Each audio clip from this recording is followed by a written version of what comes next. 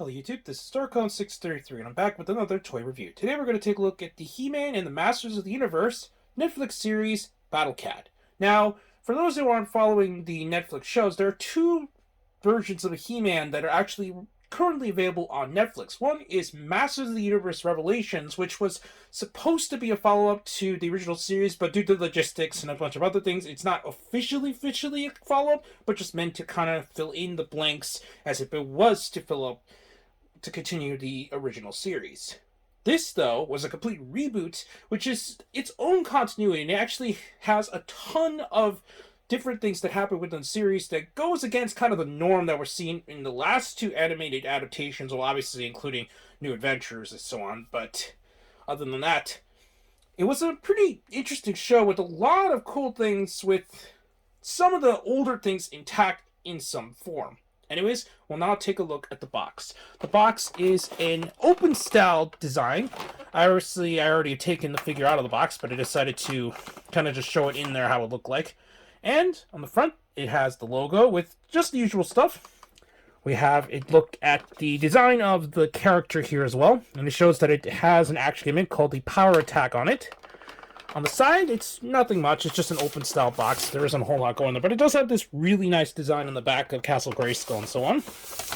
On the back, we have a look at some of the features of the toy itself and how He-Man looks. And unfortunately, I do not have this He-Man. I'm going to get it eventually, but it's been kind of delayed since I got them in Amazon alongside Battle Cat. But I will get him eventually. But we're just going to show how the figure looks like on its own. So anyways, we do have a little bit just some other things that are in the line. So it's basically just the He-Man and Skeletor as seen there. And on the bottom, it's just the legal stuff, so there isn't a whole lot going for it there. Anyways, we'll now take a look at the figure itself. Now, out of the box, we do have a pretty decent sized Battle Cat. It's not the biggest figure that they released out on the market, but it's a pretty decent scaled version of Battle Cat. Now, this version of Battle Cat is pretty similar to what we've seen in the previous shows, although it's a little bit different since, well, for those who watch the show, he's not exactly the same kind of cringer that we've seen in the previous incarnations of the show, but he was still a pretty cool character overall. Anyways, taking a look at the figure itself, it's pretty cool on all sides, and he does stand really well. Since he does have an action gimmick, there isn't a whole lot of articulation going there, but we'll see exactly what it does. But other than that, it's a pretty good likeness of the character on screen, and unlike other Battle Cat figures, unfortunately, the armor is not removable, but I guess it's okay since it is supposed to be just a basic line figure. Anyways, articulation-wise, the head is hinged here, and it can kind of swivel, so that's pretty good. Actually, no, it swivels pretty well, actually. I didn't realize how well it swivels, so that's good. It's got some really nice movement up and down. On the back, it's regular articulated, but it's only got a standard swivel this way. It doesn't have any outward movement. But here, it does have a swivel, and it can also bend up and down. Swivels at the feet, but unfortunately, it does not have any kind of tilts in there. The front, though, does have an action gimmick, which as seen in the box as well. Kind of has this slashing gimmick that kind of goes both ways. But what's cool is that you can kind of put it in a outward slash movement, and it's a very powerful spring, all things considered. I'm actually kind of surprised how powerful that spring is. As you can see, it just springs back, and it's got this loud slam sound when it goes in. It does have swivels here, and it does bend a tiny bit, but because of the armor, it is kind of limited there. Similar to the back legs, his front claws have swivels, and these are made of a softer material, obviously, since these are kind of the attack thing, so it's understandable why it's a softer material.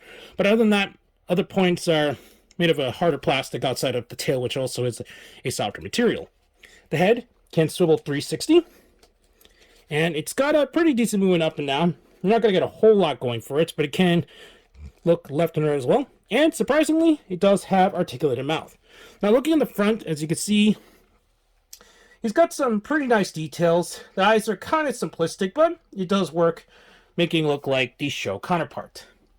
Anyways, we'll take a little bit of comparisons between some other Battle Cats next.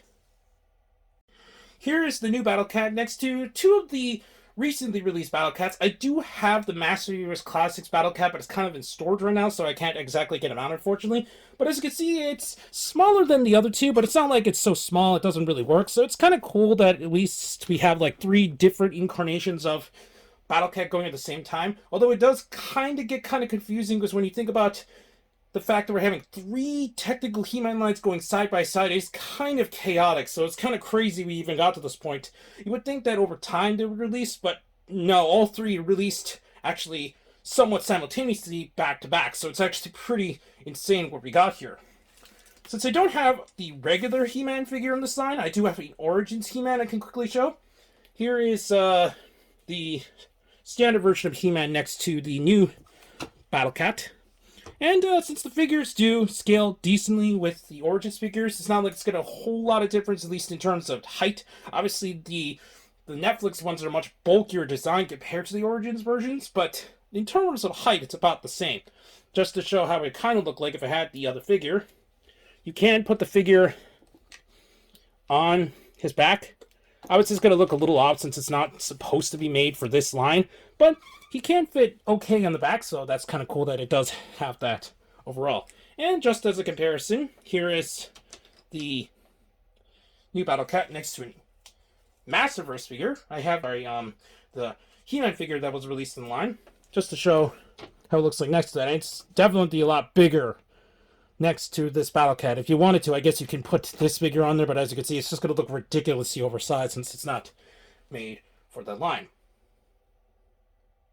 Overall, this is actually a pretty nice figure, and I did like the incarnation of Battle Cat I've seen on the Netflix series, although this might not be up to taste in a lot of fans, just because it is a little bit on the smaller side, and because of that, it does look kind of weird, especially if you look at the back photo, where the figure kind of looks overscaled next to the Battle Cat, because even in show, Battle Cat was still quite bigger, but in my opinion, I think it turns out okay, since it is just a basic kids line, and if they decided to put these figures in Masterverse, which I'm not exactly sure if they're going to, but it would be nice, I guess, for those who kind of want to go towards the collector's market version of this.